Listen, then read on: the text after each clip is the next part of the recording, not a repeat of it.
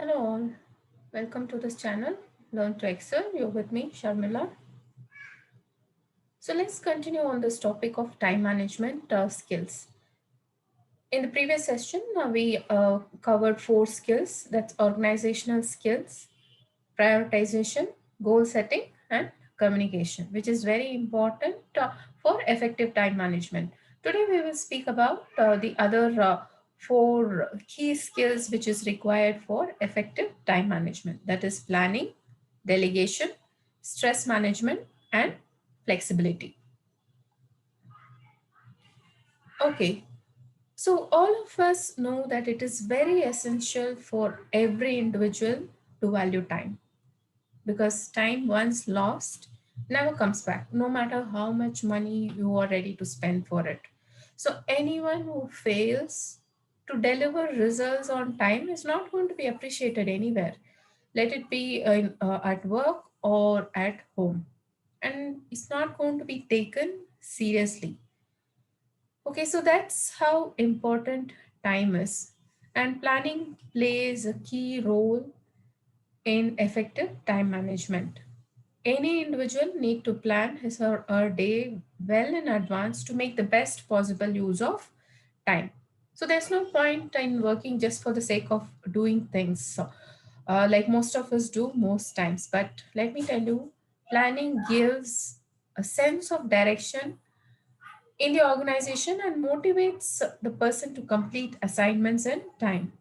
Need not necessarily that we have to apply this at workplace. This could be applied anywhere. So planning actually helps individual to know what all the person has to do urgently and what can be done a little later. It's like what we saw in the organizational skills. You make a list of things, you list on as to what need to be done. The second important thing that you do is you prioritize activities basis importance and urgency. So high priorities activities should come on top, followed by ones which may require less attention or do not require much attention at all. So, planning helps us to accomplish urgent and critical tasks way ahead of our deadline. So, it actually shows us okay how the day need to look like or what the goal that we need to be achieving, how it should be achieved. So, individuals who adopts to good planning will surely achieve more in life than rest of the world. So as they say, if your plan is good enough, you are sure to achieve more. So spend good time in effective planning, and rest will fall in place as per what you might be expecting. So here are two examples that I've given over here. One is for the event management, planning for an event management. So what are the things that you actually plan? Logistics as to when and where it need to happen, creativity, whether you need to include any games or activities or that you need to include for the event management, the location where it need to be organized, the security if it is required for the event management, the scheduling as to when what need to be done, and scheduling of the events as well in the event management. Then the target as to what you're planning to accomplish. So planning for an event management is very important. This is just an example for planning. There's one other example for planning at home. Let's look at that. So this is a daily cleaning schedule that you have in place. So morning chores include making bed, unload dishwasher, clean up breakfast. Then everyday chores includes 15 minutes laundry, right? So evening chores include load dishwasher, clean kitchen. So this is something that you put up as a schedule. So planning also involves putting a schedule together and prioritizing them and sticking to the list that you have put together. So planning is one important thing which will help you in effective time management. There's a lot more to speak about planning, but from a time management perspective, we just need to understand how important planning is, which will help us in effective time management.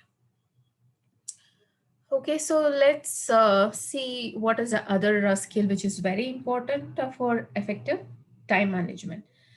Delegation.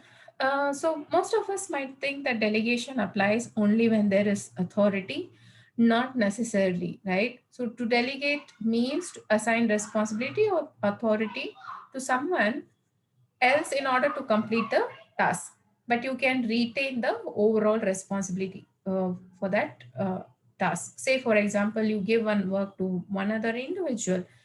The person can do the task, but you have to review and monitor how the work is being done, if it is done as per the time given, and how effectively it is being done.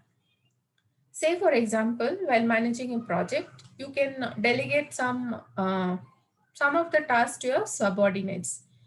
This will help to reduce your workload, so that you can focus on important things. At the same time, it will help the individual to learn the task and contribute in your absence too. But at the same time, you can keep an eye on the task being delegated and review how it is being done. So, delegation is not something which is applicable only at workplace. It is also equally important at home. So, if you want to stay sane and find time to do what you would want to do or what is most important for you, it is important you learn to delegate. So, life becomes much more easier if you are able to share the burden of all the household chores. But in the reality, we see that some people seem to love the fact that the family is dependent on them and doesn't serve you, neither the family, because, say, in case you fall sick, it causes more stress to everyone in the family because they'll not be able to do anything without you. Okay, so it is important that we learn how to delegate. Let's say one example over here. Say, for example, this person has enough and more work already, and they're not able to find time to manage what is being assigned to them itself. And say, for example, they get much more work added to them. If their manager comes and asks them, they can say that, no, I have too much work and do not have enough time. Maybe you can take up that work and give it to somebody who can work as your backup. Or take this example. So the person is getting some mail or some information, and he is delegating to one other individual in the office to get it taken care. Similarly, even at home, it is good that we delegate and share responsibilities, because children need to know what their duties and responsibilities are as part of the family. And it will actually empower the children to be dependent on and responsible adults when they have to leave home someday.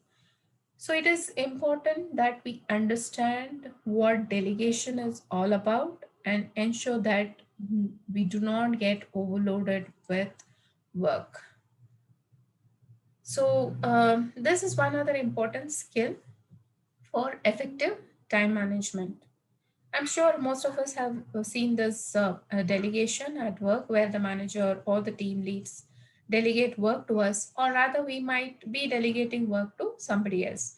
So, it is important that we learn this skill, which is important at workplace as well as at home. Another important skill is stress management. So, stress management is very important. So, we can say that most of the stress in our life is because of our inability to manage the time to accommodate all the tasks that we might be having at our hand. But creating a schedule, sticking to the schedule that we put together, prioritizing them, being on top of the most important or urgent tasks will definitely help us to avoid stress. So, stress management is very important. That can happen only if we are able to manage all the activities like planning, organizing, and making the most of the time that you might have. So it is also important that we need to take care of ourselves, taking care of our health. So this is one of the most neglected aspect, we can say. So we need to get enough rest, eat well, because health is the most important thing when it comes to stress management.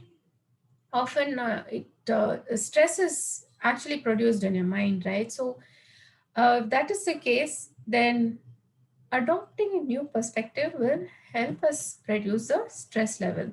So, if you are able to have good stress management, stay positive, you can start living your life.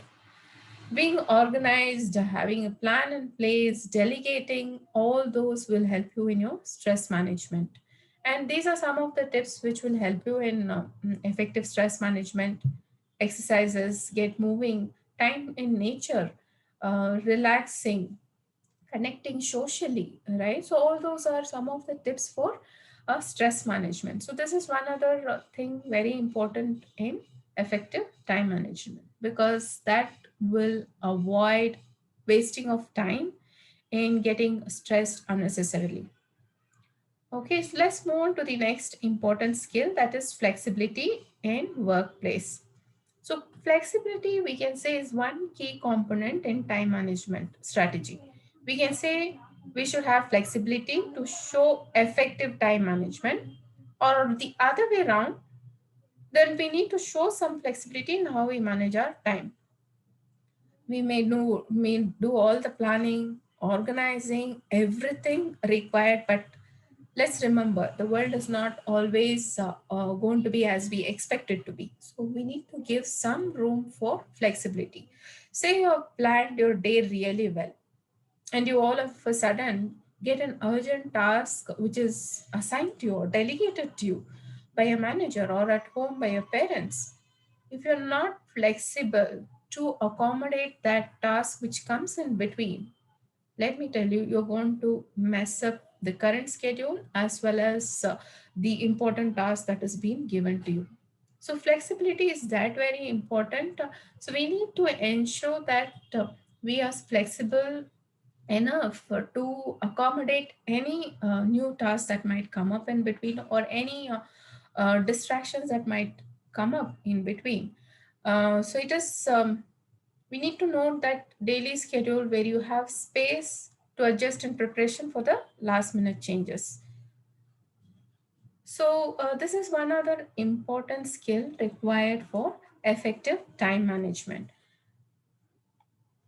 Okay, so that is all I had for today's class. So we have covered all the 8 skills required for effective time management. Hope this was helpful. If you have any feedback, please leave your comments in the comment section. Thank you. Please do subscribe, like, and share.